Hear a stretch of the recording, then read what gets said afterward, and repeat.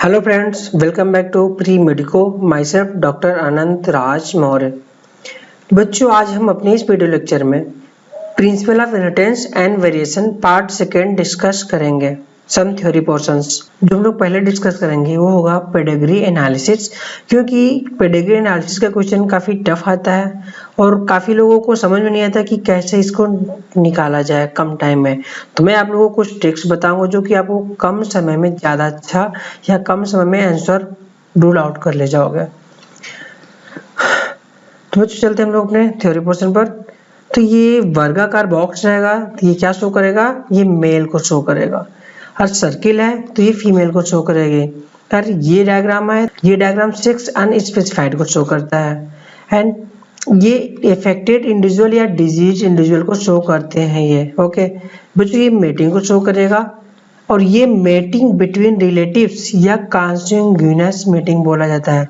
Mating between relatives means इसका मतलब ये कि जेनेटिक डिसीज के सबसे ज्यादा चांसेस रिलेटिव्स के बीच मेटिंग से होता है, इसलिए इसको यहाँ पर दिखाया गया है। तो पेरेंट एबव चाइल्ड बिलो, इस डायग्राम में क्या दिया है कि पेरेंट, दिस इज पेरेंट है और ये क्या है? चाइल्ड बिलो है। Birth left to right means ये पहले बॉर्न करेगा, ये सेकेंड बॉर्न करेगा। ये left to right birth means बोल रहा है, मतलब फीमेल जो बच्ची होगी वो पहले बॉर्न करेगी। ओके, और ये क्या है कि parent with male child with affected with disease, this is parent है लेकिन ये मेल चाइल्ड डिजीज है या इफेक्टेड डिजीज के साथ है। ओके, ये क्या? 5 अनइफेक्टेड ऑफ स्प्रिंग मींस ये 5 अनइफेक्टेड ऑफ स्प्रिंग्स है। ओके, तो ये जो सिंबल दिए हुए हैं ये पेडिग्री एनालिसिस के लिए इंपॉर्टेंट सिंबल है, ये सारे आपको याद होने चाहिए। तो इसमें कुछ क्वेश्चन जैसे मेटिंग बिटवीन रिलेटिव्स, इसका डायग्राम देख के पूछा था क्या शो करता है, इस तरह से क्वेश्चन पूछ सकता है, ये पूछा हुआ है ये नीट में। तो बच्चों, इसमें इस डायग्राम में पेडिग्री एनालिसिस से क्वेश्चन कैसे निकाला जाएगा मैं आपको बताऊंगा। तो कोई भी जैसे पेडिग्री ये दी हुई है, पेडिग्री नंबर 1, पेडिग्री नंबर 2, तो सबसे पहले फाइंड करना होता है कि ये डोमिनेंट है कि रिसेसिव है। पहला क्वेश्चन, आप कोई भी पेडिग्री देखो तो पहले शो करो कि वो डोमिनेंट है कि वो रिसेसिव है, पहला ये। और दूसरा कि वो ऑटोसोमल है कि सेक्स लिंक है, ये दूसरी फाइंड। आपने ये 3-4 चीजें फाइंड कर ली, आंसर आपको तुरंत आ जाएगा। बस इन्हीं चारों पॉइंट पर क्वेश्चन आने हैं। ओके, तो लोग डिस्कस करते हैं। ये क्या है कि इफ सबसे पहले डोमिनेंट या रिसेसिव फाइंड करना है हमको। ये डोमिनेंट है कि रिसेसिव है, तो क्या 2-3 रूल्स मैं बता रहा हूं, आप उनको याद रखो। If all generation are affected means सारे के सारे जनरेशन को इफेक्ट करेगा, वो किसी भी जनरेशन को ड्रॉप नहीं करेगा। नो गैप बिटवीन जनरेशन, तो क्या होगा? ये डोमिनेंट हो जाएगा। क्लियर? मींस अगर कोई भी पेडिग्री दी हुई है उसमें कोई जनरेशन गैप नहीं है, सारे के सारे जनरेशन इफेक्टेड हो रहे हैं, इफेक्टेड पर्सन से नेक्स्ट जनरेशन में जरूर जा रहा है, तो वो डोमिनेंट हो जाएगा। तो उसको पहले लिख दो ये डोमिनेंट। अब बात ये आती है कि ये ऑटोसोमल है कि एक्स लिंक है, उस पर डिपेंड करता है, वो नेक्स्ट डिस्कस करेंगे। रिसेसिव के लिए क्या दिया है कि जनरेशन गैप बिटवीन पेरेंट, मतलब कि प्रेजेंट में पेरेंट के बीच में ये जो भी जिन रहेंगी वहां पर क्या होगा? एक जनरेशन से नेक्स्ट जनरेशन के बीच गैप रहेगा, एक जनरेशन गैप करके नेक्स्ट जनरेशन में अपीयर हो जाएगा। अगर ऐसा है तो वो रिसेसिव है। तो दो चीजें आपको डोमिनेंट और रिसेसिव फाइंड करनी आनी चाहिए। कोई भी पेडिग्री दिया रहा है ऑन द स्पॉट, सबसे पहले आप देखो कि उस पर ये डोमिनेंट है कि रिसेसिव है, केवल इस पॉइंट पर कि वो है क्या, कि सारे जनरेशन में जा रहा है तो डोमिनेंट, कोई जनरेशन गैप किया तो वो रिसेसिव हो जाएगा। कोई पेडिग्री हो पहले उस पर लिख दो डोमिनेंट या रिसेसिव है, पहला क्वेश्चन, पहले ये डिनोट करो। ठीक है, तो उसमें नेक्स्ट आता है कि ये सेक्स लिंक है कि कौन सा है ये। आपने डोमिनेंट या रिसेसिव फाइंड कर लिया, अब ऑटोसोमल फाइंड करना है कि ये सेक्स लिंक फाइंड करना है। तो आपको ध्यान देना है कि ये सेक्स लिंक का मेनली एक्स लिंक जो होता है, ये क्वेश्चन आता है। एक्स लिंक का रूल ये है कि एक्स लिंक के लिए जो रूल है, एक्स लिंक के लिए कि ये फादर से कभी भी ये सन में नहीं जाएगा। अगर फादर से सन में जा रहा है तो एक्स लिंक ये नहीं हो सकता है। मीन्स फादर से अगर सन में नहीं जा रहा है तो ये एक्स लिंक आंख बंद कर टिक करो। डोमिनेंट रिसेसिव पहले फाइंड कर चुके हो, नेक्स्ट एक्स लिंक फाइंड करने के लिए फादर को पकड़ो, बस फादर को पकड़ लिया। अगर सन मिला तो एक्स लिंक नहीं होगा, अगर सन नहीं मिलता है तो यक्स लिंक हो जाएगा ये। क्लियर? तो यक्स लिंक फाइंड करने का सबसे बेस्ट तरीका है ये। बस आपने इतनी चीजें फाइंड कर ली, डोमिनेंट रिसेसिव फाइंड कर लिया, यक्स लिंक को फाइंड कर लो, आंसर आपका ऑन द स्पॉट तुरंत टिक हो जाएगा। सबसे पहला क्या है? Autosomal dominant. ये मोस्ट कॉमन डिजीज होती है ऑटोसोमल डोमिनेंट की, occurs in even heterozygous condition, क्योंकि डोमिनेंट है, कहीं भी हेटेरोजाइगस कंडीशन रहेगी तो भी इफेक्ट कर देगी पेशेंट को। ओके, तो मेल ट्रांसमिट टू द सन, क्योंकि एक्स लिंक है नहीं, तो मेल से ये सन में जा सकता है, कोई दिक्कत नहीं है। क्लियर है? ओके, माइटोनिक एग्जांपल क्या है इसका? एग्जांपल, ये क्वेश्चन सीधे एग्जांपल में देता है कि कौन सा ऑटोसोमल डोमिनेंट डिजीज है, ये क्वेश्चन नीट में आता रहता है। तो एग्जाम्पल क्या ऑटोसोमल डोमिनेंट का? मायोटोनिक डिस्ट्रोफी या मार्फन सिंड्रोम, दो एग्जाम्पल हैं जो कि हम लोगों के लिए इंपॉर्टेंट है कि ऑटोसोमल डोमिनेंट कौन कौन से हैं, myotonic dystrophy, Marfan syndrome. Okay, अब ऑटोसोमल रिसेसिव ये है, ये क्या है कि occurs in homozygous condition only, अगर ये होमोजाइगस कंडीशन है तभी होगी, हेटेरोजाइगस कंडीशन है तो ये कैरियर हो जाएगा। ओके, एग्जाम्पल क्या ऑटोसोमल रिसेसिव का? Cystic fibrosis, sickle cell anaemia, Gaucher disease, तीन डिजीज हैं जो कि ऑटोसोमल रिसेसिव है, आपको याद करनी है। Cystic fibrosis, sickle cell anaemia, Gaucher disease, ये एग्जाम में आता है। Okay, X link recessive, X link recessive में क्या है कि male never transmit to the son, X link कोई भी डिजीज होगा ये सन में नहीं जाएगा, कभी भी मेल से सन में नहीं जाएगा। एग्जाम्पल क्या है एक्स लिंक रिसेसिव का? हीमोफीलिया, कलर ब्लाइंडनेस, दो मोस्ट इंपॉर्टेंट है जो कि एग्जाम्स में maximum question haemophilia colour blindness पर आता है, एक्स लिंक रिसेसिव पर आते हैं। Okay, x link dominant, any child disease, अगर इस पे कोई भी बच्चा डिजीज है तो पेरेंट मस्ट वो डिजीज जरूर हो जाएगा। क्लियर? इसका एग्जाम्पल क्या है? एलपॉट सिंड्रोम, तो ये इतना इंपॉर्टेंट एक्स लिंक डोमिनेंट नहीं है। ओके, अब हम लोग देते हैं पेडिग्री एनालिसिस का जो क्वेश्चन है, इसको फाइंड करते हैं कि है क्या, हम लोगों ने इतना रूल सीखा और उसे फाइंड करना है हमको। पहले पर आते हैं, पहले में क्या है फाइंड करना है कि डोमिनेंट है कि रिसेसिव है, ये फाइंड करना है हमको। तो अगर हम लोग देखें, ये मदर डिजीज है, फादर नॉर्मल है, तो क्या हुआ? मदर से इसके बच्चों में male child disease, female child disease, okay, इनके बच्चों में गया, बट ये नॉर्मल रहा, ये फीमेल नॉर्मल है, ये मेल नॉर्मल रहा। Okay, clear? तो अब ध्यान देना है कि ये जो फीमेल डिजीज बच्ची है ये जनरेशन फर्स्ट रही, ये डिजीज हो गई, मदर से या फादर पेरेंट से फर्स्ट जनरेशन में गया।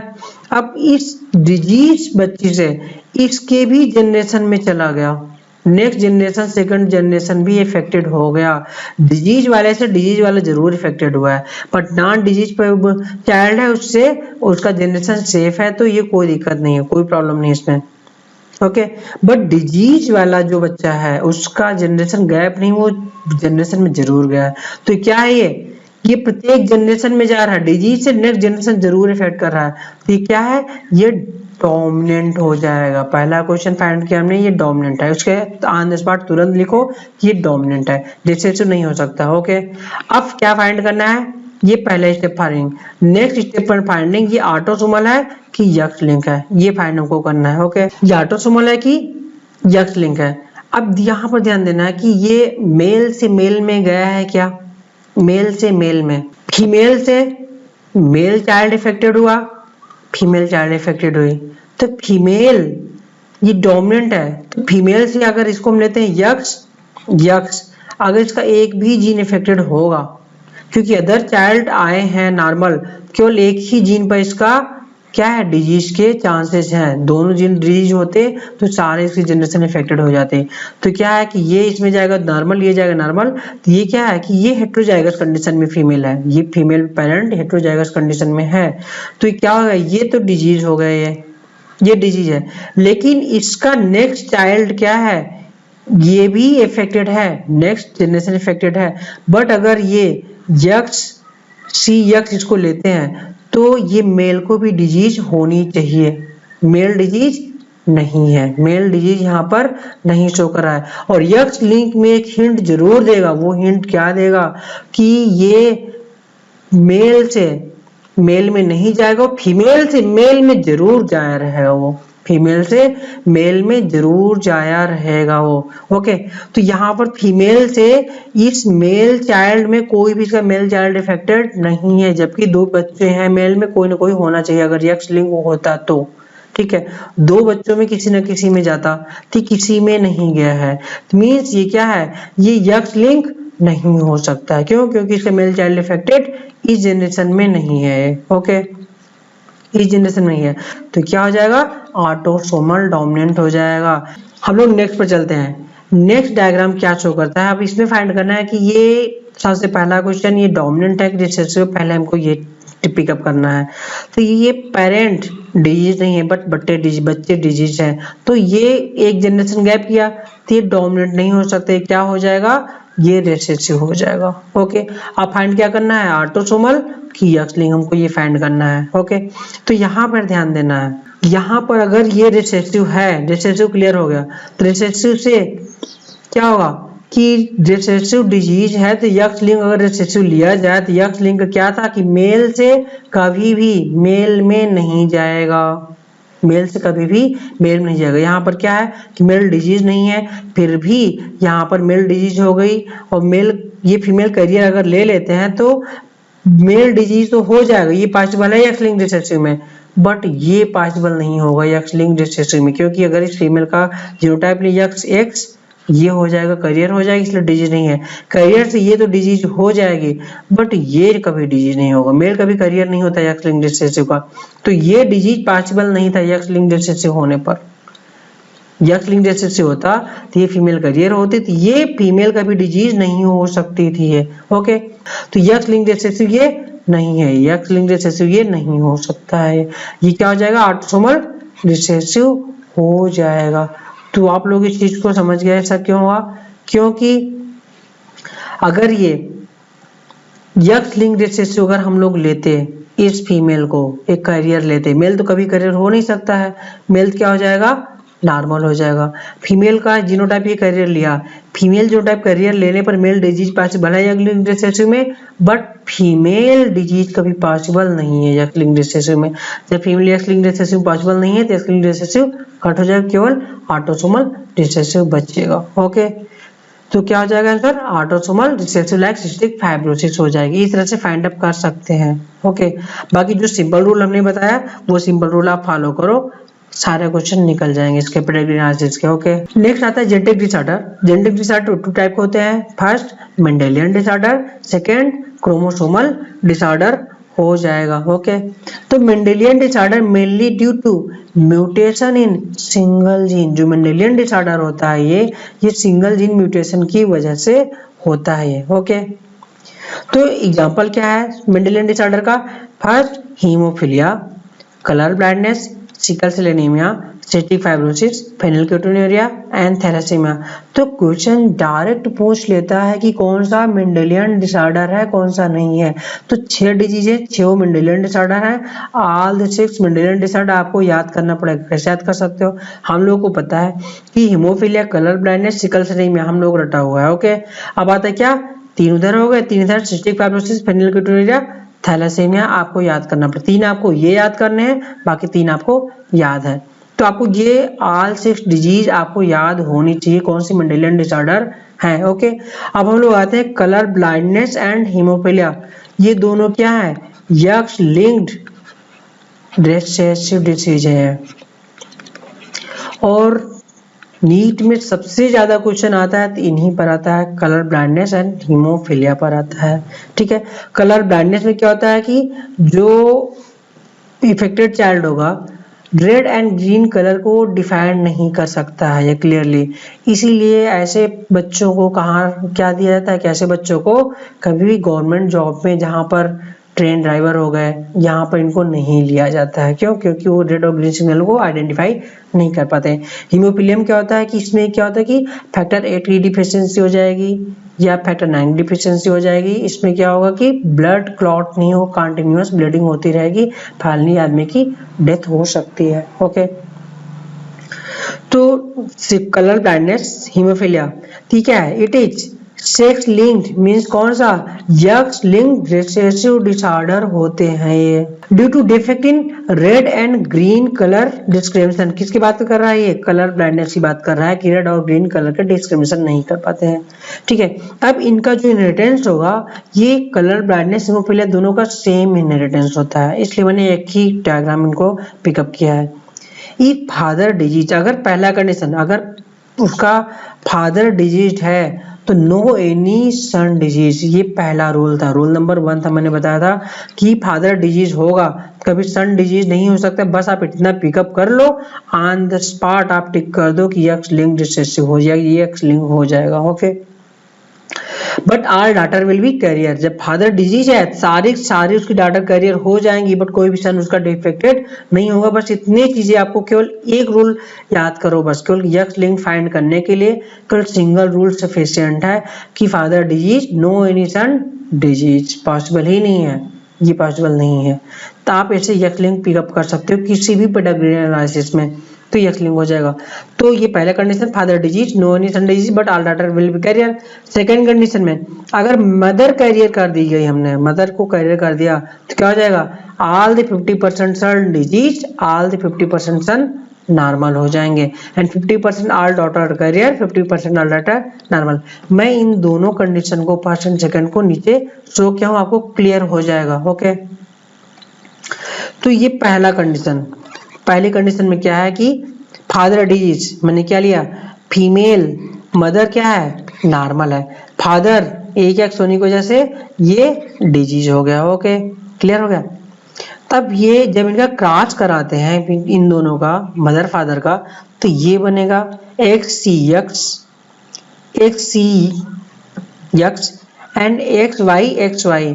तो ये क्योंकि वाई क्रोमोसोम मेल में जाएगा, यक्स फादर वाला फीमेल में जाता है, तो मदर से यक्स आएगा तो सारा का सारा सन इसका क्या हो जाएगा, नॉर्मल हो जाएगा, क्योंकि यक्स क्रोमोसोम नॉर्मल मदर से ऑब्टेन करेगा तो सन विल बी नॉर्मल।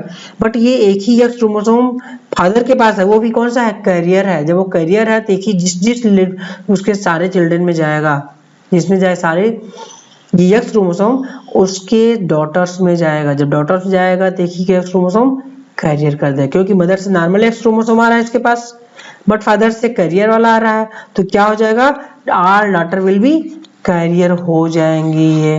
ओके, तो ये पहले कंडीशन फॉलो होगा कि ऑल सन विल बी क्या है, normal, all son normal but all daughter will be carrier. आप यहां से इसको पिकअप कर सकते हो। ओके, अब नेक्स्ट आता है, next if mother will be carrier, अगर मदर को कैरियर कर दिया सेकंड पोजीशन, ये सेकंड हमने ले लिया, सेकंड कंडीशन को मदर को हमने ये कैरियर ले लिया, father will be normal, father normal है, मदर कैरियर है, तो फादर का वाई क्रोमोसोम सन में गया, दोनों सन में गया, बट मदर से सन क्या, मदर से एक्स क्रोमोसोम लेगा, एक सन मदर से एक एक्स नॉर्मल क्रोमोसोम लिया तो नॉर्मल हो गया, और एक कैरियर एक्स वाला जब ये मदर से लेगा दूसरा सन तो क्या हो जाएगा, ये डिजीज सन हो जाएगा। तो दो सन में से एक सन क्या है, नॉर्मल है, एक सन डिजीज, तो 50% सन नॉर्मल, 50% सन डिजीज हो जाएगा। क्लियर।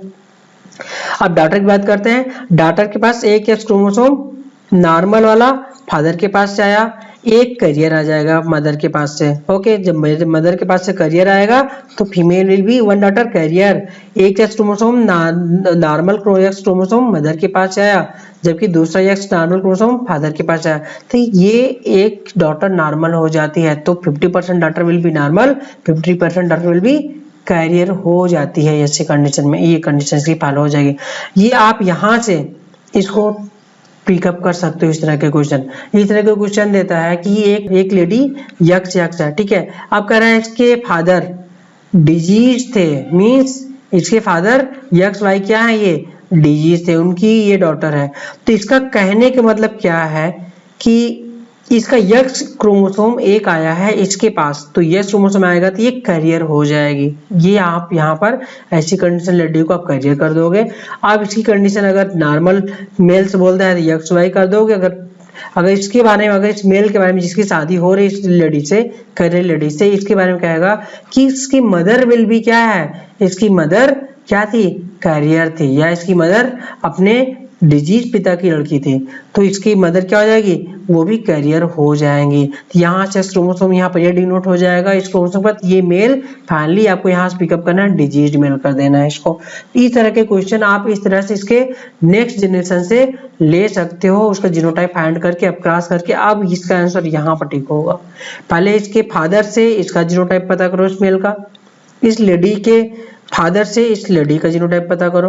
अब इन दोनों का क्रॉस करा करके तब जा करके आप इसका क्वेश्चन अब सॉल्व करोगे। ये क्वेश्चन नीट में टफ क्वेश्चन बनने लगे हैं। ओके, आप यहाँ से पिकअप कर सकते हो। इसके नीचे का सारा यहाँ पर मैंने बता दिया कैसे करना है। इसके फादर वगैरह कंडीशन मैंने यहाँ आपको डिनोट कर दिया कि इसके फादर की कंडीशन देता है तो यहाँ पर इसका क्या हो जाएगा, इस लेडी का क्या आपको करना है, करियर करना है, डिजीज करना है, क्या करना है, आप यहाँ से पिकअप कर सकते हो। तो हम लोग नेक्स्ट पर आते हैं। नेक्स्ट स्लाइड पर sickle cell anaemia and thalassaemia को डिस्कस करते हैं। दोनों डिजीज क्या है, ऑटोसोमल रिसेसिव होती है। Sickle cell anaemia example of point mutation होता है ये, और इसका एग्जांपल है sickle cell anaemia autosomal linked recessive disorder का एग्जांपल है ये। ठीक है, अब इसकी दो कंडीशन है। पहली कंडीशन ऑटोसोमल रिसेसिव के क्वेश्चन आते हैं तो क्वेश्चन मिस्टेक हो जाते हैं, क्योंकि आप लोग एक्स लिंक्ड रिसेसिव क्वेश्चन करते हो बट ऑटोसोमल के आप लोग क्वेश्चन नहीं कर पाते हो। ठीक है, तो यहाँ कॉन्सेप्ट सीख लो, क्वेश्चन आ जाएगा। फर्स्ट पहली कंडीशन क्या है, if both the parent career, दोनों पेरेंट इसके करियर हो जाए ऑटोसोम पर, या वन पेरेंट डिजीज हो जाए, वन पेरेंट करियर हो जाए, तो ऐसी कंडीशन में क्या हो सकता है, क्या ऑफस्प्रिंग विल बी डिजीज हो सकती है। अगर दोनों पेरेंट करियर हैं तभी ऑफस्प्रिंग डिजीज होंगे।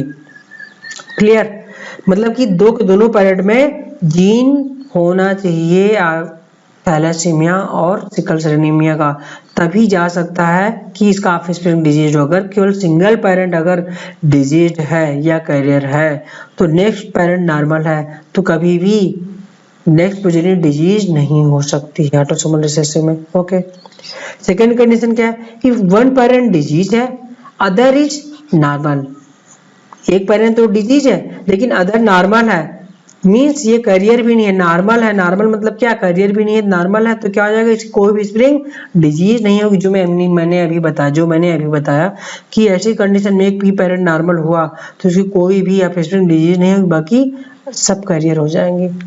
पहली condition both the parent carrier or one parent disease one parent carrier. Okay, तो हमने लिया क्या, पहली कंडीशन में ये सिकल सेल का ऑटोसोम पर एक जीन पाया गया, ये करियर हो गया, और दूसरा पेरेंट ये भी करियर होगा ऑटोसोम पर सिकल सेल का जीन, ये भी करियर हो गया। ओके, दोनों क्या है, ये करियर है, ये भी करियर है। ऐसी कंडीशन में अगर इनका क्रॉस कराते हैं तो ये एक ऑफस्प्रिंग डिजीज हो जाएगी, एक ऑफस्प्रिंग यहाँ पर आएगी वो करियर, एक ऑफस्प्रिंग करियर, एक ऑफस्प्रिंग नॉर्मल। तो ऐसी कंडीशन में क्या आएगा, ऐसी कंडीशन में ये मीन्स नॉर्मल चिल्ड्रन भी हो जाएंगे, इसके डिजीज चिल्ड्रन भी हो जाएंगे, कैरियर भी चिल्ड्रन भी हो जाएंगे। आप यहाँ पर क्रॉस करा लो, उसका जीनोटाइप डिनोट करके क्रॉस करा लो कितने परसेंट है, तो 50% कैरियर, 25% क्या है, नॉर्मल है, एंड 25% डिजीज हो जाएंगे। ऐसी कंडीशन में जब दोनों कैरियर हो जाएंगे आप यहाँ से फाइंड कर सकते हो ऐसे क्वेश्चन को। ओके, नेक्स्ट कंडीशन क्या थी, one parent will be disease one parent will be carrier. तो ये next condition one parent will be disease, क्योंकि इसके दोनों ऑटोसोम पर सिकल सेल का जीन पाया गया। ओके, एक ऑटोसोम पर सिकल सेल का जीन, मींस ये क्या होगा, ये कैरियर है और ये डिजीज है। जब इनके बीच क्रॉस कराया जाएगा तो क्या होगा, इनमें डिजीज आ जाएंगे, 50% will be disease, 50% will be carrier. No any child या नो एनी चिल्ड्रेन, नॉर्मल कोई भी नहीं होगा। ओके, ऐसे कंडीशन आप क्रॉस कराकर देख सकते हो। तो क्या है कि ये टोटल 50% एक डिजीज, सेकंड डिजीज, 50% डिजीज हो जाएंगे एंड 50% कैरियर हो जाएंगे। ऐसे कंडीशन में आप यहाँ फाइंड कर सकते हो क्रॉस करा करके। ओके, जो क्वेश्चन बोले वैसे करते चले जाओ, यहाँ से सीख करके एग्जाम में आ जाएंगे क्वेश्चन। तो ये नेक्स्ट क्वेश्चन कि सिकल सेल एनीमिया और thalassaemia, sickle cell anaemia qualitative haemoglobin synthesis में डिफेक्ट होता है। सिकल सेल एनीमिया में क्या होता है कि क्वालिटेटिव हीमोग्लोबिन सिंथेसिस डिफेक्टेड होगा, मींस इसकी क्वालिटी खराब हो जाएगी। मींस जो ये बाइकॉन्केव शेप ये था आरबीसी, ये कैसे हो जाएगी, ये सिकल शेप हो जाएगी। सिकल शेप हो जाएगी, इसकी क्या हुई, क्वालिटी चेंज हो गई, क्वालिटी, ठीक है, क्वांटिटी नहीं, क्वालिटी चेंज हो गई, ये सर्किल से इलांगेटेड हो गई। ओके, अब इसमें क्या है, थैलेसीमिया, दिस इज क्वांटिटी, इसमें क्वांटिटी कम हो जाती है। क्वांटिटी मींस क्या, अमाउंट, हीमोग्लोबिन की सिंथेसिस कम हो जाएगी। तो थैलेसीमिया क्या होता है, थैलेसीमिया ए, थैलेसीमिया बी, ठीक है। थैलेसीमिया बी क्या होता है, मेजर थैलेसीमिया होता है। इसमें क्या होता है कि हीमोग्लोबिन की सिंथेसिस, जो नॉर्मल हीमोग्लोबिन 12 से 16 ग्राम होता है, थैलेसीमिया में 4 से 6 ग्राम रहता है। ओके, तो कितना हीमोग्लोबिन हुआ, 12 16 से 4 से 6 ग्राम आ गया। तो क्या वो क्वांटिटी कम हुई कि नहीं, तो इसमें क्या हो जाता है, क्वांटिटी कम हो जाती है सिंथेसिस की, हीमोग्लोबिन की। तो ये क्वेश्चन आया हुआ है कि sickle cell anaemia qualitative change होता है, जबकि थैलेसीमिया क्वांटिटेटिव चेंज होता है हीमोग्लोबिन सिंथेसिस। बहुत इंपॉर्टेंट है, दोनों पॉइंट आपको याद रखना है, कौन सा क्वालिटेटिव कौन सा क्वांटिटेटिव है। ये कंफ्यूज होते हो आप लोग, कंफ्यूज होते हो कौन सा क्वांटिटेटिव कौन सा क्वालिटेटिव होता है। तो ये ऐसे याद रखने का तरीका है कि सिकल सेल एनीमिया जो मैंने बताया कि चेंज हुआ, ये सिकल सेल में चेंज हो जाता है बाइकान्क्योसिस, इसकी क्वालिटी चेंज हो गई। जबकि थैलेसीमिया में 12 ग्राम से 4 ग्राम हीमोग्लोबिन आ जाए, कंटिन्यूअस उसको ब्लड ट्रांसफ्यूज करना पड़ता है। ऐसे बच्चे को जिंदा रहने के लिए हर महीने कम से कम 1 से 2 यूनिट कंटिन्यू ब्लड का ट्रांसफ्यूजन करना पड़ता है, तब वो जिंदा रहता है थैलेसीमिया का। तो इसलिए इसमें क्वांटिटी हीमोग्लोबिन बन ही नहीं रहा है, क्वांटिटी कम हो गई, तो क्वांटिटेटिव चेंज हो जाएगा। तो थैलेसीमिया जो टेस्ट होता है उसको क्या बोलते हैं, नेस्ट्रॉप टेस्ट बोला जाता है। Detect to carrier of thalassemia के करियर के लिए डिटेक्ट किया जाता है, क्योंकि ये मेजर प्रॉब्लम है थैलेसीमिया। किसी के घर पर थैलेसीमिया का बच्चा हो गया तो जिंदगी भर आप उसका ट्रीटमेंट करवाते फिरोगे, फिर भी बच्चा कभी भी बचता नहीं है आगे जा करके। तो इसीलिए गवर्नमेंट ने क्या किया, नेस्ट्रॉप टेस्ट कर दिया कि 2 करियर के बीच शादी नहीं होनी चाहिए, क्योंकि ये क्या है कि ऑटोसोमल रिसेसिव डिजीज है। जब 2 करियर होंगे तभी डिजीज बच्चा पैदा होगा, नहीं डिजीज बच्चा नहीं होगा। तो इसको पहले ही शादी से पहले अब क्या किया जाता है कि गवर्नमेंट ने सुविधाएं दी है कि आप इसको चेकअप करवा सकते हो। नॉर्मल हीमोग्लोबिन ब्लड ले करके क्या कहते हैं, कुछ सोल्यूशन होते हैं, मेनली नॉर्मल सलाइन का सोल्यूशन होता है NaCl का, उसमें ब्लड को डाल दिया जाता है एक पर्टिकुलर कंसंट्रेशन पर। उससे आप नॉर्मली आप फाइंड कर सकते हो, नॉर्मल है कि करियर है, आप वहां क्लियर कर सकते हो। करियर है तो ऐसे करियर से शादी नहीं करनी है, नहीं तो बाद में लाइफ बच्चे की बर्बाद हो जाती है। ओके, अब ये जो आप लोग डायग्राम देख पा रहे हो, ये क्या है, ये सिकल सेल एनीमिया का डायग्राम है। यहाँ से मैंने इस डायग्राम इसलिए डाला क्योंकि यहाँ से अच्छा खासा क्वेश्चन बन सकता है, बनता है और बन सकता है। क्या क्वेश्चन बनेगा मैं बताता हूँ आपको। ये क्या है, ये आरबीसी, नॉर्मल आरबीसी बाइकॉन्केव है, ये नॉर्मल बाइकॉन्केव शेप है, तो नॉर्मल एचबी हो जाएगी। नॉर्मल एचबी में क्या हो जाएगी, CAG जो इसका डीएनए है, CAG CTC इसका डीएनए होता है। ओके, CT से ये क्या हुआ, GAG mRNA बनता है। तो mRNA किससे बनता है, नॉन कोडिंग स्ट्रैंड, ओके, या क्या टेम्पलेट स्ट्रैंड से बनता है। तो CTC क्या है, ये टेम्पलेट स्ट्रैंड है या नॉन कोडिंग स्ट्रैंड है। GAG क्या है, ये क्या है, GAG कोडिंग स्ट्रैंड है या नॉन टेम्पलेट स्ट्रैंड बोलते हैं। जैसे कुछ कोड नहीं होता, नाम तो कोडिंग है बट कोड नहीं करेगा डीएनए का। तो CTC से ये किसमें क्या फॉर्मेशन करेगा, GAG फॉर्म किया mRNA। ओके, तो CTC क्या है कि नॉन कोडिंग स्ट्रैंड है या टेम्पलेट स्ट्रैंड है, इससे GAG mRNA बनता है। ये mRNA GAG किसको कोड करता है, ये ग्लूटामिक एसिड को कोड करता है। GAG ग्लूटामिक एसिड को कोड करता है, नॉर्मल हीमोग्लोबिन में कोड करेगा।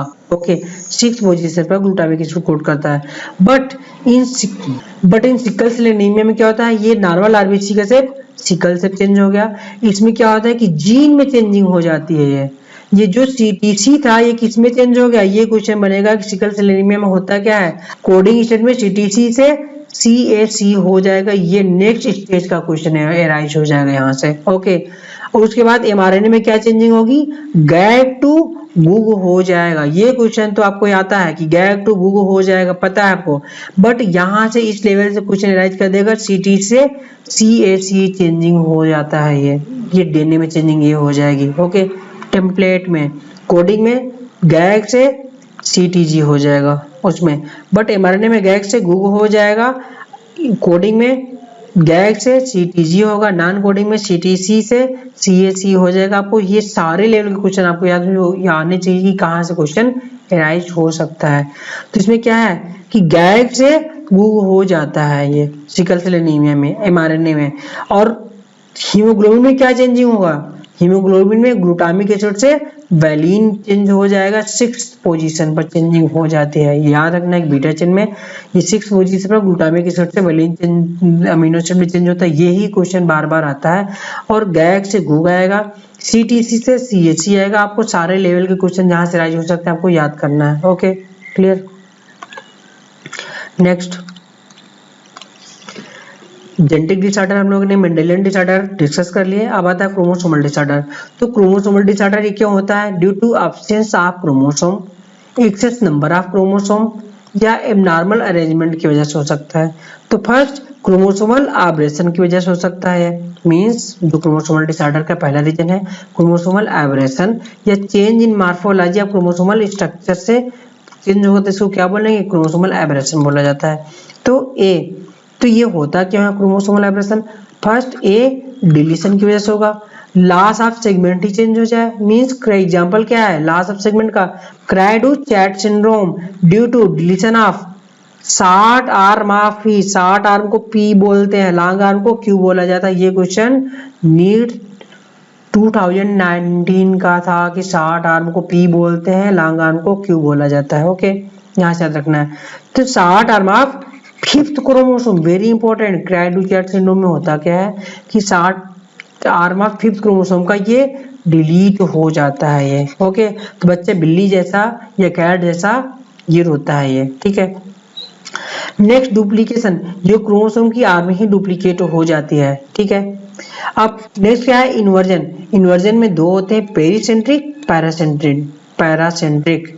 तो पेरीसेंट्रिक, पेरी मतलब क्या, चारों तरफ, सेंट्रोमियर के चारों तरफ अगर ये इन्वर्जन होगा तो सेंट्रोमर इन्वॉल्व हो जाएगा पेरीसेंट्रिक में। पैरासेंट्रिक में सेंट्रोमियर इन्वॉल्व नहीं होता है ये, ठीक है। जैसे कि ये क्रोमोसोम हो जाता है ये, जब इन्वर्जन इसमें होता है तो ये इस तरह से इन्वर्जन इसमें हो जाएगा। तो यहाँ पर ये सेंट्रोमियर रहेगा, सेंट्रोमियर इसमें इन्वॉल्व हो जाता है तो ये पेरीसेंट्रिक हो होगा। अगर सेंट्रोमियर इन्वॉल्वमेंट नहीं होगा, सेंट्रोमियर आउट ऑफ रिंग के पाया जाएगा तो क्या हो जाएगा, ये पैरासेंट्रिक हो जाएगा। तो ये इन्वर्जन का स्ट्रक्चर है। इन्वर्जन इसी तरह से होता है, आपस में एक्सचेंज हो जाएगा क्रॉसिंग ओवर के समय पर। इन्वर्जन मेनली कब होता है, क्रॉसिंग ओवर के टाइम पर होता है। ओके नेक्स्ट ट्रांसलोकेशन, इसमें क्या होता है, एक्सचेंज ऑफ सेगमेंट, इसमें सेगमेंट का एक्सचेंज कर लिया जाता है ये। ओके ये चार हो गए, डिलीशन, डुप्लीकेशन, इन्वर्जन, ट्रांसलोकेशन, ये क्रोमोसोमल एब्रेशन के एग्जांपल हो जाते हैं। ओके नेक्स्ट है एन्यूप्लॉडी। एन्यूप्लॉडी में क्या है, एन्यूप्लॉडी में due to failure of segregation of chromatid, chromatid का सेग्रीगेशन फेल्योर हो जाता है, कब, रिजल्ट लॉस और गेन ऑफ क्रोमोसोम, या लॉस हो जाएगा, गेन ऑफ क्रोमोसोम हो जाएगा, क्रोमोसोम नंबर का लॉस या गेन हो जाता है, सेग्रीगेशन नहीं हो पाता है ये क्रोमैटिड के समय। ओके इसमें क्या आता है मोनोसोमी। तो मोनोसोमी क्या है, एन्यूप्लॉडी। आप याद रखना है, यहाँ पर सबसे ज्यादा कंफ्यूज होता है यूप्लॉडी कौन सा, एन्यूप्लॉडी क्या है, बहुत कंफ्यूजन होता है। तो एन्यूप्लॉडी में क्या आता है, मोनोसोमी, नलीसोमी, ट्राइसोमी, ये एन्यूप्लॉडी के एग्जाम्पल है। तो first monosomy 2n-1 means 1 chromosome क्या हो जाएगा, लॉस हो जाएगा, एक क्रोमोसोम ही लॉस हो जाएगा, ठीक है। तो ये मोनोसोमी बोलेंगे 2n-1। ओके इसका एग्जाम्पल क्या है, मोनोसोमी का एग्जाम्पल टर्नर सिंड्रोम, बहुत इंपॉर्टेंट है नीट के लिए। टर्नर सिंड्रोम 44 + x0 या 46 क्रोमोसोम होता है, क्रोमोसोम लॉस हो जाएगा तो 45 क्रोमोसोम बचेगा। x के स्थान पर क्या है, केवल x0 एक x क्रोमोसोम लॉस हो जाएगा तो केवल एक x ही क्रोमोसोम बचेगा। ओके तो 45 x0 या 44 + x0 बोल सकते हो टर्नर सिंड्रोम को। इसमें होता क्या टर्नर सिंड्रोम में, ऑप्शन था 1x क्रोमोसोम एब्सेंट हो जाएगा, फीमेल है, फीमेल में एक एक्स क्रोमोसोम जब एब्सेंट हो जाएगा तो फीमेल कहाँ रह जाएगी, तो स्ट्रीक आर रूडिमेंट्री ओरी, जब एक्स क्रोमोसोम नहीं है तो उसकी ओरी बहुत छोटी रह जाएगी, नॉर्मल ओरी नहीं रहेगी, बहुत छोटी रहेगी। इस वजह से वो ओवुलेशन वगैरह नहीं करेगी तो फीमेल क्या हो जाएगी, स्टेराइल हो जाती है। ऐसी फीमेल्स, टर्नर सिंड्रोम की फीमेल्स स्टेराइल हो जाती हैं। ओके, अब इसमें क्या है, जब एक्स क्रोमोसोम है नहीं, ओवरी फॉर्म होगी नहीं, ओवरी फॉर्म होगी नहीं तो एस्ट्रोजन हार्मोन आएगा नहीं, एस्ट्रोजन हार्मोन नहीं बनेगा तो secondary sexual character, best development, other female character, high P choice वगैरह क्या है, कोई भी सेकेंडरी सेक्सुअल कैरेक्टर नहीं होगा। मींस कोई भी फेमिनाइजेशन कैरेक्टर उसके अंदर फीमेल का कैरेक्टर रहेगा ही नहीं। ओके, जब ओवरी नहीं काम करेगी तो उसके अंदर क्या होगा, मेंस्ट्रुअल साइकिल कभी चलेगी, मेंस्ट्रुअल साइकिल कभी नहीं चलेगी। तो वो ऐसे मेंस्ट्रुअल साइकिल नहीं चलते तो इसको क्या बोलते हैं, एमिनोरिया बोला जाता है। तो एमिनोरिया दो टाइप की होती है, primary amenorrhoea and secondary amenorrhoea. Primary मतलब शुरुआत से ही, मतलब कि जब फीमेल 10 to 12 ईयर के आसपास होती है तो मेंस्ट्रुअल साइकिल 12 ईयर के आसपास जब शुरू होती है तो नॉर्मल मेंस्ट्रुअल साइकिल चलती है। लेकिन जब वो शुरू ही ना हो, ऐसी फीमेल जिसका मेंस्ट्रुअल साइकिल मेनार्ची उसमें हो ही ना, ऐसी फीमेल्स को क्या बोलते हैं, प्राइमरी एमिनोरिया बोला जाता है। सेकेंडरी एमिनोरिया वो होता है कि जैसे कि कोई भी फीमेल है और उसकी नॉर्मल मेंस्ट्रुअल साइकिल चल रही है, लेकिन किसी डिजीज की वजह से, वीकनेस की वजह से या अदर कोई सी वजह से या प्रेगनेंसी की वजह से अगर उसकी मेंस्ट्रुअल साइकिल नहीं चलती है तो ऐसी कंडीशन को सेकेंडरी एमिनोरिया बोला जाता है। ओके, तो प्राइमरी सेकेंडरी एमिनोरिया आपको पता हो गया। तो इसमें क्या है कि जब ओवरी फॉर्म नहीं होगी तो इसमें क्या कंडीशन आएगी, प्राइमरी एमिनोरिया, प्राइमरी एमिनोरिया इसका हो जाएगा। क्लियर, ये डायग्राम क्या है, ये डायग्राम टर्नर सिंड्रोम का है। ओके, कि इसमें फीमेल है, इसका secondary sexual character well develop नहीं रहेगा। ओके, स्त्री को ओरी रहेगी, प्राइमरी एमिनोरिया पाया जाएगा। नल्ली सोमी मीन्स 2n-2, मोनोसोमी में एक क्रोमोसोम लॉस हुआ था, बट नल्ली सोमी में 2 क्रोमोसोम लॉस हो जाता है, 2 क्रोमोसोम एक साथ में लॉस हो जाएगा नल्ली सोमी में। ओके, अब नेक्स्ट आता है ट्राइसोमी, 2n+1 मीन्स इसमें 3 क्रोमोसोम हो जाते हैं, मतलब कि कोई क्रोमोसोम उसका क्या है, डुप्लीकेट हो जाता है। गेन ऑफ 1 क्रोमोसोम क्या है, एक क्रोमोसोम उसका गेन हो जाएगा, तो 2n+1 ट्राइसोमी बोलते हैं। इसका जो मोस्ट इंपॉर्टेंट एग्जांपल जहां से नीट के क्वेश्चन आता है वो कौन सा है, डाउन सिंड्रोम। ये क्वेश्चन नीट का फेवरेट है कि डाउन सिंड्रोम के बारे में क्वेश्चन आता रहता है। ट्राइसोमी ऑफ 21st क्रोमोसोम होता है, तो आपको याद रखना है डाउन सिंड्रोम क्यों होता है, ये 21st क्रोमोसोम के ट्राइसोमी के होने की वजह से होता है। ओके, अब नेक्स्ट एडवर्ड सिंड्रोम, ये ट्राइसोमी किसकी वजह से होता है, ट्राइसोमी ऑफ 18th क्रोमोसोम के ट्राइसोमी होने की वजह से एडवर्ड सिंड्रोम हो जाएगा। ये आपको याद रखना है कि 21st chromosome trisomy, down syndrome, 18th chromosome trisomy, Edward syndrome. And Klinefelter syndrome में क्या है, ट्राइसोमी ऑफ 6 क्रोमोसोम का ट्राइसोमी हो जाएगा। यहाँ पर डाउन एडवर्ड में क्या है, ऑटोसोम का ट्राइसोमी होता था, बट क्लाइनफेल्टर में क्या है कि 6 क्रोमोसोम का ट्राइसोमी हो जाएगा। इसमें क्या होता है कि 44 प्लस XXY। ओके, तो XY मीन्स क्या है, मेल था, बट इसमें एक X और आ गया, एक X और आ जाएगा तो क्या आ जाएगा, फीमेल कैरेक्टर आ जाएंगे। टोटल क्रोमोसोम कितना हो जाएगा, 47 हो जाएगा। एंड XXY इसका हो जाएगा जीनोटाइप 47, XXY या 44 प्लस XXY हो जाएगा। ओके, जब क्लाइनफेल्टर में सिंड्रोम में मेल है, मेल में एक X क्रोमोसोम बढ़ जाएगा तो क्या कंडीशन आ जाएगी, जब X क्रोमोसोम बढ़ेगा तो फीमेलनेस काज कर देगा। फीमेलनेस कैरेक्टर क्या लाएगा, उसका ब्रेस्ट डेवलपमेंट शुरू हो जाएगा, ब्रेस्ट डेवलपमेंट शुरू हो जाएगा। X क्रोमोसोम बढ़ेगा तो क्या होगा, उसका टेस्टिस काम करना बंद कर देगा, टेस्टिस छोटा सा रह जाएगा। मेल सेकेंडरी सेक्सुअल कैरेक्टर ये क्या है, मैस्कुलाइजेशन मींस दाढ़ी मूछ वगैरह बिल्कुल फॉर्म नहीं होंगे, मसल्स बिल्कुल भी फॉर्म नहीं होंगी, ठीक है, एसेक्सुअल कैरेक्टर्स बिल्कुल भी नहीं होंगे। ओके, ये सारे सेकेंडरी सेक्सुअल कैरेक्टर लॉस हो जाएंगे।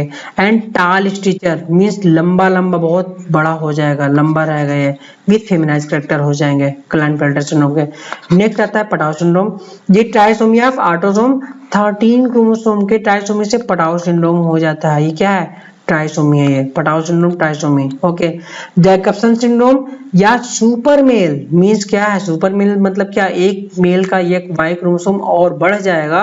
XY तो मेल था बट एक वाई क्रोमोसोम बढ़ जाएगा तो सुपर मेल बहुत ज्यादा मेल कैरेक्टर हो जाएंगे, मींस वेरी एग्रेसिव रहेगा, very sexual and very aggressive. जब देखो जहां देखो वही मारधाड़ करता रहता है, ऐसे पर्सन को सुपर मेल बोला जाता है या जैकबसन सिंड्रोम बोला जाता है इनको। सुपर फीमेल मतलब क्या कि 2 X क्रोमोसोम है तो नॉर्मल फीमेल है, बट एक एक्स क्रोमोसोम और बढ़ जाएगा तो क्या हो जाएगा, और फीमेल कैरेक्टर आ जाएंगे। मीन्स ये भी वेरी एग्रेसिव, बहुत ही लड़ाकू हो जाएगी, बात बात पर दूसरों से लड़ती रहेगी, ठीक है, मेलो जैसा बिहेवियर करती रहेगी, ज्यादा सेक्सुअल कैरेक्टर रहेगा इसको, तो क्या हो जाएगी, सुपर फीमेल कहलाती है। ओके, नेक्स्ट है यूप्लाइडी, हम लोग पढ़ चुके हैं, क्रोमोसोमल एब्रेशन पहला था क्रोमोसोमल डिजीज में। नेक्स्ट एन्यूप्लॉइडी था, ठीक है। अब आता है यूप्लॉइडी। यूप्लॉइडी में क्या है कि मल्टीपल सेट्स ऑफ क्रोमोसोम हो जाता है, क्रोमोसोम के मल्टीपल सेट्स हो जाते हैं, एग्जैक्ट कॉपी बननी शुरू हो जाएगी, ठीक है। तो इसमें क्या आता है, पॉलीप्लॉइडी आता है, यूप्लॉइडी में पॉलीप्लॉइडी आ जाएगा। Due to failure of cytokinesis, वहां पर क्या था, क्रोमैटिड बढ़ जाते थे या लॉस हो जाते थे, यहाँ पर क्या है कि साइटोकाइनेसिस ही फेल्योर हो जाएगी। टीलोफेज के बाद जब साइटोकाइनेसिस होती है तो दो सेल डिवाइड हो जाती है, तो इसमें क्या है कि साइटोकाइनेसिस होगा ही नहीं, रिजल्ट क्या हो जाएगा, होल सेट क्रोमोसोम का क्या हो जाएगा, इंक्रीज हो जाएगा, होल सेट क्रोमोसोम इंक्रीज हो जाएगा। First example ऑटोपॉलीप्लॉइडी। ऑटोपॉलीप्लॉइडी में क्या है कि खुद ही ऑटोसोम मल्टीपल कॉपी बननी शुरू हो जाएगी, जीन फ्रॉम सेम प्लांट से ही आ जाएगा। मेनली ये पॉलीप्लॉइडी प्लांट में पाई जाती है, सेम प्लांट का जीन मल्टीपल होता शुरू हो जाएगा। बनाना इसका मोस्ट एग्जांपल हो जाता है ऑटोपॉलीप्लॉइडी में।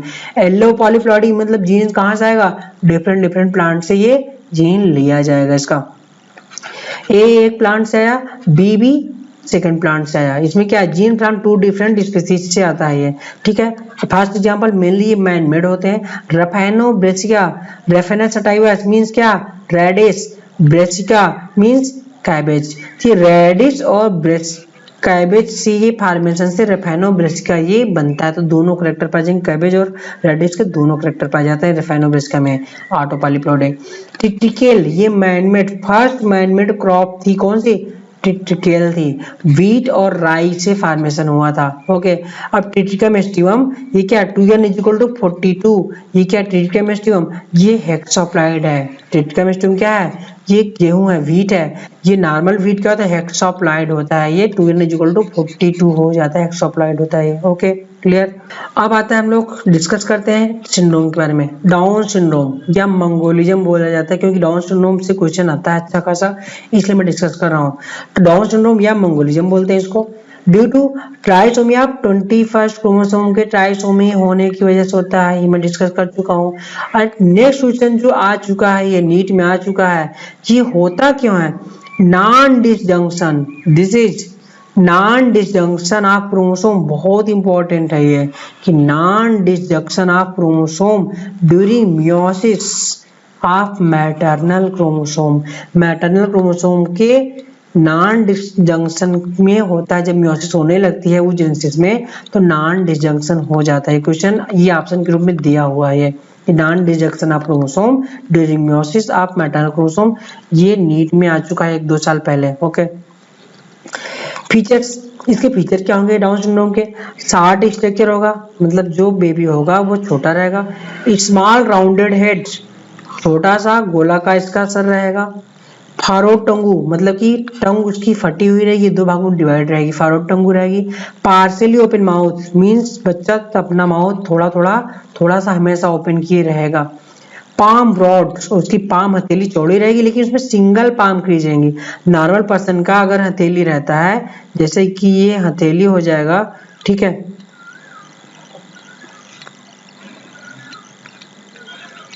तो नॉर्मल पर्सन में क्या होता है कि ये मल्टीपल पाम क्रीज पाए जाएंगे, बट डाउन सिंड्रोम के बच्चे में क्या होगा, ओनली सिंगल पाम क्रीज पाई जाती है। इसमें क्या, डाउन सिंड्रोम में केवल सिंगल पाम क्रीज पाई जाती है, तो ये है कि सिंगल पाम क्रीज ये बोलते हैं इसको। Okay, many loop on finger, जैसे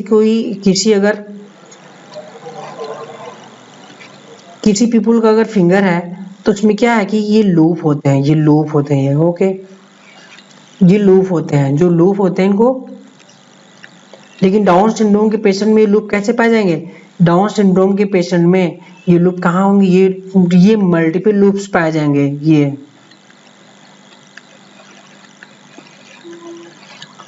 उसके फिंगर टिप पर ये मल्टीपल लूप्स हो जाएंगे डाउन सिंड्रोम के बच्चे में। ओके, कंजेनिटल हार्ट डिजीज, उसका हार्ट डिफेक्टेड होगा, उसका वेंट्रल सेप्टल डिफेक्ट मींस कि उसका जो वेंट्रिकल का जो सेप्टम है वो डिफेक्टेड हो जाएगा। तो इसमें कंजेनिटल हार्ट डिजीज हो जाती है। और मेंटली रिटार्डेड, और ये क्या होंगे, मेंटली रिटार्डेड होंगे, उतना इनका डेवलपमेंट मेंटल नहीं होता है। डिटेक्टेड बाय इम्यूनोसिंथेसिस एंड यूएसजी दोनों के द्वारा डिटेक्ट किया जा सकता है। ये मतलब अल्ट्रासाउंड और इम्यूनोसिंथेसिस दोनों से डिटेक्ट किया जा सकता है इसको, डाउन सिंड्रोम को। ओके, तो डाउन सिंड्रोम का ये डायग्राम है, इसमें कि flat back of it means rounded head है, ये ब्रॉड फ्लैट फेस है, ये many loop on finger tip पर मेनी लूप्स है। पाम क्रीज क्या है, सिंगल पाम क्रीज इसका है, ये सिंगल पाम क्रीज हो जाएगा। बिग रिंकल टंगू एंड क्या है, पार्सली ओपन माउथ है, टंग फॉरवर्ड रहेगी एंड कंजेनिटल हार्ट डिजीज रहेगी डाउन सिंड्रोम के बच्चे में। ओके, अब इसका जो कैरियोटाइप देगा कि ट्राइसोमी 21 क्रोमोसोम पर होता है, तो ये ट्राइसोमी 21 क्रोमोसोम ये रहा। ओके, ये 21 क्रोमोसोम का ट्राइसोमी है 1 2 3, ठीक है। ये 22 है, ये 21 क्रोमोसोम है। ये क्या है, ये सेक्स क्रोमोसोम है, ये एक्स है, ये वाई है। ओके, तो यहाँ क्या है, 21 क्रोमोसोम का ट्राइसोमी है। ये डायग्राम दे देगा, पूछेगा कि ये कौन सा डिजीज है, तो आप इसको फाइंड करो। अगर 21 पर है ट्राइसोमी है तो क्या हो जाएगा, डाउन सिंड्रोम हो जाएगा। अगर 18 पर हो जाएगा तो एडवर्ड सिंड्रोम हो जाएगा, ठीक है। ये दिस इज 18 पर हो जाएगा तो एडवर्ड सिंड्रोम हो जाएगा। क्लियर, तो आप यहाँ से क्वेश्चन इस तरीके से बन सकता है। और मेनली ये क्यों होता है, मेनली डाउन सिंड्रोम जैसे जैसे एज बढ़ती है लेट मैरिज की वजह से मेनली होता है, ठीक है। लेट मैरिज जैसे होता जाएगा, जो वोम आएंगी वो ओल्ड वोम आना शुरू हो जाएंगे, उनमें मियोसिस होती जाएगी, तो मोस्ट ऑफ द चांसेस क्या होंगे, डाउन सिंड्रोम के होने के चांसेस होते हैं ये, ठीक है। तो सबसे बेस्ट टाइम होता है नॉन सिंड्रोमिक बच्चे के लिए कि आपको बच्चा कभी कोई डिजीज नहीं होगा, तो 20 से 30 ईयर के बीच का सबसे बेस्ट टाइम होता है बच्चा पैदा करने का, कि आपको बच्चे नॉर्मल होंगे, कभी डिजीज नहीं होंगे। आफ्टर 30 ईयर जैसे जैसे एज बढ़ती जाएगी, सिंड्रोमिक बच्चे होने के सबसे ज्यादा चांसेस होते चले जाते हैं। Next, Klinefelter syndrome. Klinefelter syndrome में क्या होता है कि 44 प्लस XXY या 47 XXY, ठीक है। तो इसमें क्या होता है, extra copy of x chromosome हो जाता है, किसमें, मेल में extra copy of x chromosome होता है मेल में, ठीक है। तो XY मेल है, तो एक एक्स्ट्रा कॉपी एक्स क्रोमोसोम आ जाएगा, तो ये क्या हो जाएगा, फीमेलनेस कैरेक्टर लाएगा। Gynaecomastia means breast development in male को गायनेकोमैस्टिया बोलते हैं। स्टेराइल इंडिविजुअल मेनली ये स्टेराइल होते हैं, क्यों, क्योंकि इनमें टेस्टिस जो है वो फॉर्मेशन स्ट्रीक रहेगा, बहुत छोटा सा टेस्टिस रहेगा, ठीक है। पेनिस एकदम छोटा सा रहेगा, बच्चों जैसा पेनिस रहेगा। टेस्टिस ही डेवलप नहीं हो तो पेनिस डेवलप कहाँ से हो जाएगा इसका। ओके, तो इस वजह से ये स्टेराइल हो जाते हैं। ओके, नेक्स्ट आता है ratio of different type of inheritance. Genetics में डिफरेंट टाइप ऑफ इनहेरिटेंस, ये नीट में क्वेश्चन आ चुका है, ये कि कौन सा रेशियो किसका एग्जांपल है, ये क्वेश्चन बनता है। Inheritance type, ratio, example. Incomplete dominance में genotypic phenotypic both are same होता है, रेशियो 1:1 होता है। इसका एग्जांपल क्या है, डार्क फ्लावर, एंटीराइनम नाइजेस, स्नैपड्रैगन या 4 o'clock प्लांट, इसी को बोलते हैं। ओके, नेक्स्ट, कॉम्प्लीमेंट्री जीन का रेशियो 9:7 होता है। एग्जांपल, फ्लावर कलर इन लेथायरस ओडोरेटस बहुत इंपॉर्टेंट है, इसका कॉम्प्लीमेंट्री जीन का एग्जांपल है। क्वेश्चन दिया था कि इसी तरह दिया था कि जीन इनहेरिटेंस टाइप दिया था और एग्जांपल पूछ लिया था, नीट में आता क्वेश्चन। सप्लीमेंट्री जीन 9:3:4 इसका रेशियो है। माइस कोट कलर इसका एग्जांपल हो जाता है ये। Epistasis, one gene pair hide the effect of the other gene pair means epistasis वो जीन होता है कि एक जीन अपने इफेक्ट के द्वारा दूसरे के इफेक्ट को परसिस्ट कर देगा, मतलब हाइड कर देगा उसको इफेक्ट को, उसको एपिस्टेटिस जीन बोलते हैं। ओके, तो इसमें क्या है, ये दो होते हैं, एक होता है dominant epistasis, second recessive epistasis. ये क्वेश्चन आया था कि डोमिनेंट एपिस्टेसिस में ये फ्रूट कलर इन स्क्वैश दिया था कि फ्रूट कलर इन स्क्वैश किसका एग्जांपल है, डोमिनेंट एपिस्टेसिस का एग्जांपल है। यही क्वेश्चन आया था नीट में कि फ्रूट कलर इन स्क्वैश किसका एग्जांपल है, डोमिनेंट एपिस्टेसिस का एग्जांपल है। रेशियो 12:3:1 होता है। Recessive epistasis 9:3:4 9:3:4 fruit colour in mice तो ध्यान दीजिए सप्लीमेंट्री और ये कौन सा रिसेसिव पेस्टाइसिस, दोनों का रेशियो सेम है, दोनों का एग्जांपल भी सेम है, code colour in mice. Okay, दोनों याद रखना है, सप्लीमेंट्री और रिसेसिव पेस्टाइसिस और सप्लीमेंट्री और रिसेसिव एपिस्टासिस दोनों का क्या है, रेशियो सेम है और दोनों का एग्जांपल भी सेम है।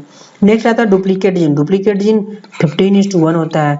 फ्रूट सेफ इन कैप्सेला या सेफर्ड पर्स इसका एग्जांपल हो जाता है। डुप्लीकेट जीन का एग्जांपल फ्रूट सेफ इन कैप्सेला है होता है, एक रेशियो 15:1।